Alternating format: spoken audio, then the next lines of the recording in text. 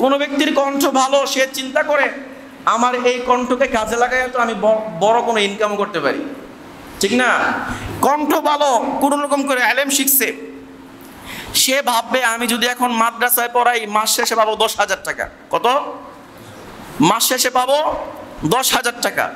আমি যদি এখন ব্যবসা বাণিজ্য করি, সফল ব্যবসায়ী হইলেও আমার দৈনিক 5,000 টাকাও যদি আসে, লাভ থাকে, মাসে থাকবে 1.5 লাখ টাকা।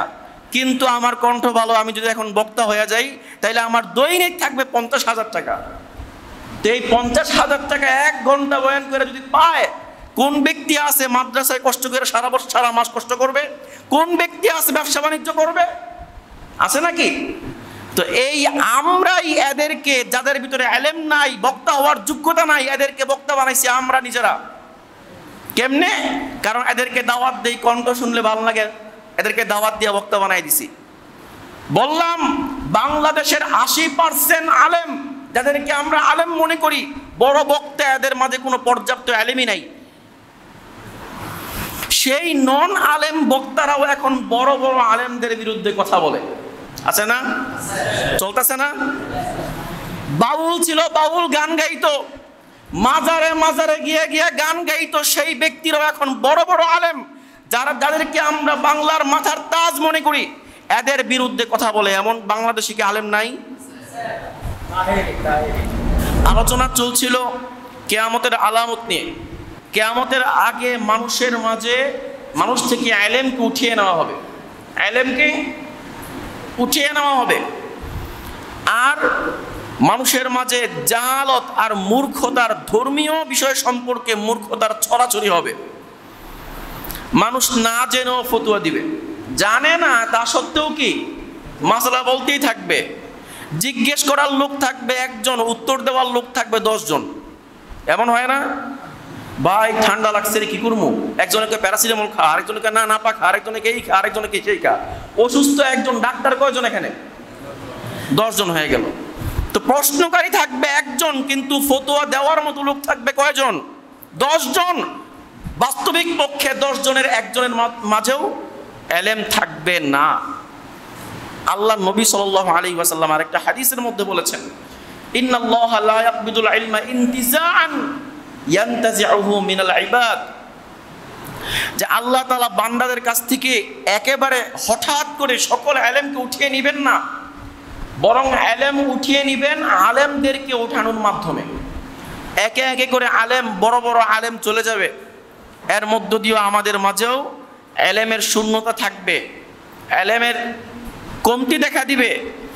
আর তখন আল্লাহ নবী এটাও বলেন, ফাআফতাউ বিগাইরি ইলমিন ফাদাল্লু ওয়া আদাল্লু, যখন বড় বড় আলেমরা চলে যাবে, তখন সাধারণ যে জানে না কিচ্ছু, আমরা মনে করি আলেম, এমন দেশে আছে না? আমরা মনে করি বড় আলেম, বড় বক্তা, এত বড় বক্তা, আলেম না হইলে কি আর বক্তা হয়ে গেছে? আমাদের দেশে মনে রাখবেন কথাটা, আমাদের দেশে 80% বক্তাই আলেম না, পর্যাপ্ত আলেম রাখে না। 80% বক্তা, যারা বক্তা হওয়ার পর আলেম শিখছে তারা কোনো আলেম না, বক্তা অলরেডি হয়ে গেছে, এখন কি করবে? কিছু তো বলতে হবে মানুষের সামনে। এজন্য তারা কিছু চটি বই, বাংলা বই পড়ে পড়ে, ঘটনা কিছু পড়ে পড়ে আপনাদেরকে শোনায় অনেক বড় আলেম সাজার চেষ্টা করবে। আচ্ছা বলেন তো, কোন হাদিসের মধ্যে আসছে সিগারেট কেমনে খাইতে হয় এটা শেখানোর কথা?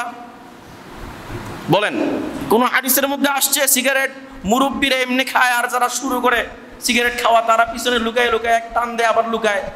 এই যে একজন বক্তারে দেখলাম যে সিগারেট খাওয়া শিখাইতেছে, এটা কোন হাদিসের মধ্যে আছে? আপনারা এত এত টাকা দিয়ে এই বক্তাদেরকে ভাড়া করে আনেন, আর তারা আপনাদেরকে কিছু কিচ্ছা কাহিনী শোনাইয়া হাসায়া কান্দায় রেখা যায়, আর আপনারা মনে করতেছেন বড় কোনো আলেম হয়ে গেছে। এত বড় আলেম, এলেম না শিখলে এত বড় মর্যাদা পায় কেমনে? শোনেন, কোনো ব্যক্তির কণ্ঠ ভালো, খেয়াল করবেন, কোনো ব্যক্তির কণ্ঠ ভালো, সে চিন্তা করে আমার এই কণ্ঠকে কাজে লাগাই তো আমি বড় কোনো ইনকাম করতে পারি, ঠিক না?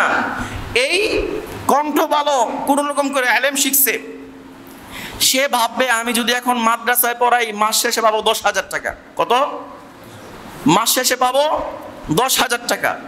আমি যদি এখন ব্যবসা বাণিজ্য করি, সফল ব্যবসায়ী হইলেও আমার দৈনিক 5,000 টাকাও যদি আসে, লাভ থাকে, মাসে থাকবে 1.5 লাখ টাকা। কিন্তু আমার কণ্ঠ ভালো, আমি যদি এখন বক্তা হয়ে যাই, তাহলে আমার দৈনিক থাকবে 50,000 টাকা। তো এই 50,000 টাকা 1 ঘন্টা বয়ান করে যদি পায়, কোন ব্যক্তি আছে মাদ্রাসায় কষ্ট করে সারা মাস কষ্ট করবে? কোন ব্যক্তি আছে ব্যবসা বাণিজ্য করবে? আছে নাকি? তো এই আমরাই এদেরকে, যাদের ভিতরে ইলম নাই, বক্তা হওয়ার যোগ্যতা নাই, এদেরকে বক্তা বানাইছি আমরা নিজেরা। কেমনে? কারণ এদেরকে দাওয়াত দেই, কণ্ঠ শুনলে ভালো লাগে, এদেরকে দাওয়াত দিয়ে বক্তা বানাই দিছি। বললাম বাংলাদেশের 80% আলেম, যাদেরকে আমরা আলেম মনে করি, বড় বক্তা, এদের মাঝে কোনো পর্যাপ্ত ইলমই নাই। সেই নন আলেম বক্তারাও এখন বড় বড় আলেমদের বিরুদ্ধে কথা বলে। আছে না? চলতেছে না? বাউল ছিল, বাউল গান গাইতো, মাজারে মাজারে গিয়ে গিয়ে গান গাইতো, সেই ব্যক্তিরাও এখন বড় বড় আলেম, যাদেরকে আমরা বাংলার মাথার তাজ মনে করি, এদের বিরুদ্ধে কথা বলে। এমন বাংলাদেশে কি আলেম নাই? যেই হোক, তাহেরিয়াত হোক অথবা যে কোনো হোক, এরকম বাংলাদেশে চলতেছে।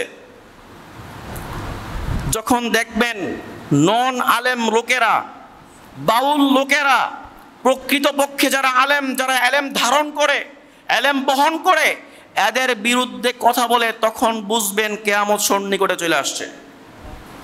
কিয়ামত সন্নিকটে চলে আসছে। আল্লাহর নবী বলে গেছেন কিয়ামতের আগে এলেম তো উঠে যাবে, আর যারা আলেম না তাদেরকে এলেমের আসনে বসানো হবে, আর এদেরকেই আমরা বড় বড় আলেম মনে করে বড় বড় স্থান দিয়ে দিব। সেটাই চলতেছে। আল্লাহ নবী এটাই বলছেন। এজন্য সতর্ক হন, সতর্ক হন।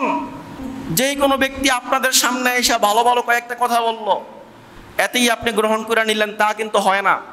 ভালো কথা আড়ালেও কিন্তু কিছু খারাপ কথা থাকে, যা ঈমান হরণের জন্য যথেষ্ট। নাই এমন কথা?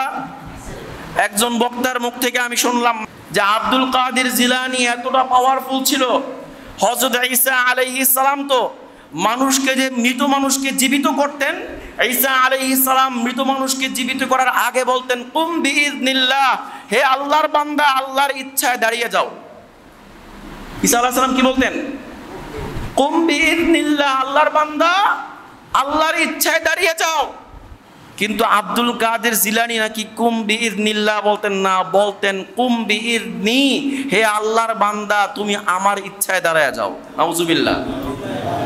এমন বক্তব্য যদি কেউ বিশ্বাস করে, ঈমান থাকবে? সব কথা ভালো বলছে, মাঝখান থেকে এইটুকু কথা খারাপ বলছে, ঈমানটা হরণ করার জন্য যথেষ্ট। এজন্যই হাদিসের মধ্যে আল্লাহ নবী বলে গেছেন কিয়ামতের আগে ইউসবিহুর রাজুলু মুমিনান ওয়া ইউমসি কাফিরান, ব্যক্তি সন্ধ্যার সময় মুমিন থাকবে, সকাল হইতে না হইতে কাফের হয়ে যাবে।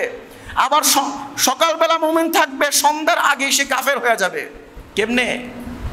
আপনাদেরকে কাফের বানানোর জন্য অনেক পথ খোলা রাখছে শয়তান। কিন্তু আর দাজ্জাল মিলে, শয়তান আর দাজ্জাল, এই দুই শ্রেণীর দুই দল মিলে সারা বিশ্বের সকল মানুষকে কাফের বানানোর পায়তারা করতেছে। আর এদের ট্রেপে, এদের ফিতনায় পা দিয়েছে অনেক আলেমরাও। আলেমরা পা দিয়ে নিজেদের ভাইরাল হওয়ার লক্ষ্যে নিজেদেরকে এমন কিছু কথা বলবে যেগুলা কেউ জানতো না, যেগুলা নতুন নতুন কথা শোনাই দিবে আপনাদেরকে। এমন হয় না? চলে কি না দেশে? এজন্য এই ধরনের ফিতনায় কিন্তু পা দেওয়া যাবে না, এই ধরনের ফিতনায় পা দেওয়া যাবে না।